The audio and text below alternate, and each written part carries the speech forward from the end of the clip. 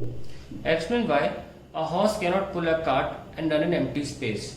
जो हॉर्स वाला क्वेश्चन होता है, मेन बात ये होती है कि जो हॉर्स है, मान लीजिए हॉर्स है, जब वो चालू करता है मोशन अपना, तो वो इधर की तरफ पैर से फोर्स लगाता है, तो उसे एक फोर्स मिलता है।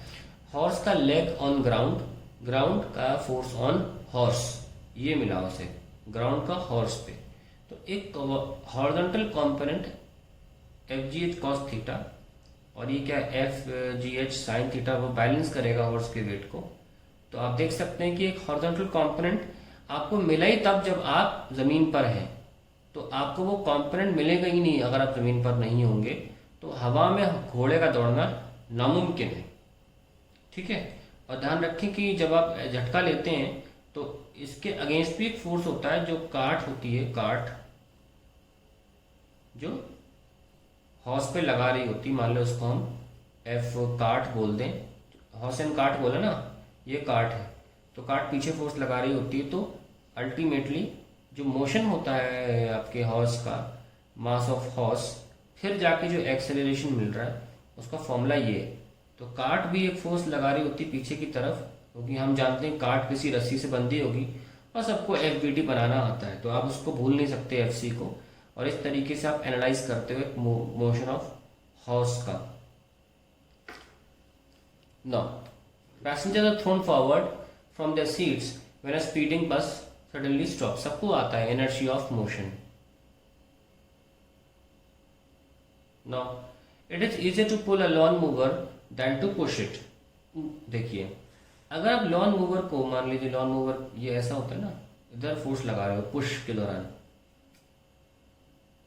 तो एक तो आपका कंपोनेंट ये है और एक आपका कंपोनेंट ये आ जाता है। सपोज मैं ये एंगल थीटा ले लूँ, ये वाला, तो एक एफ साइन थीटा आ जाता है, और आपका जो वजन है वो भी नीचे ही लग रहा है ना। तो एक दो फोर्सेस इधर की तरफ लग गए हैं, तो आप, और अगर आप पुल करेंगे तो पुल में क्या होगा, एक फोर्स आपका ऊपर रहेगा, आप थीटा इसी को ले लें, और एफ कॉस थीटा यहाँ ले लें, और एफ साइन थीटा यहाँ पे लेना, आपका वजन जो नीचे एम जी है।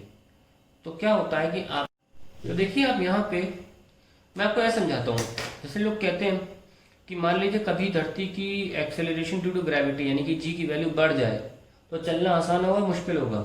चलना बहुत मुश्किल हो जाएगा, क्योंकि आप एक महसूस करेंगे चिपकना टू दी अर्थ, तो एक एक पैर उठाना मुश्किल हो जाएगा, है ना। वही प्रॉब्लम यहाँ सामने आ रही है।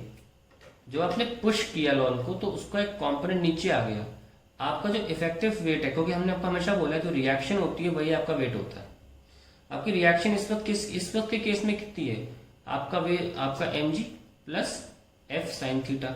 तो अब आप क्या ज्यादा ज्यादा धरती की तरफ चिपकना महसूस कर रहे हो, तो आपको एक एक कदम उठाना थोड़ा सा मुश्किल होगा in comparison to this case where your reaction तो ऊपर लग रही है ना, वेर अब आप इधर तो मूव कर नहीं रहे हो, तो सॉल्व करके देखो, R plus F sine theta is equals to M G. So R क्या हो जाएगा, M G minus F sine theta. So you can see that कि in case of pulling the lawn, आपका वेट जो है वो डिक्रीज हो रहा है। तो अब आपको अच्छा लगेगा, मून की तरह चलोगे, जैसे मून पे चलते हैं ना उड़ो के।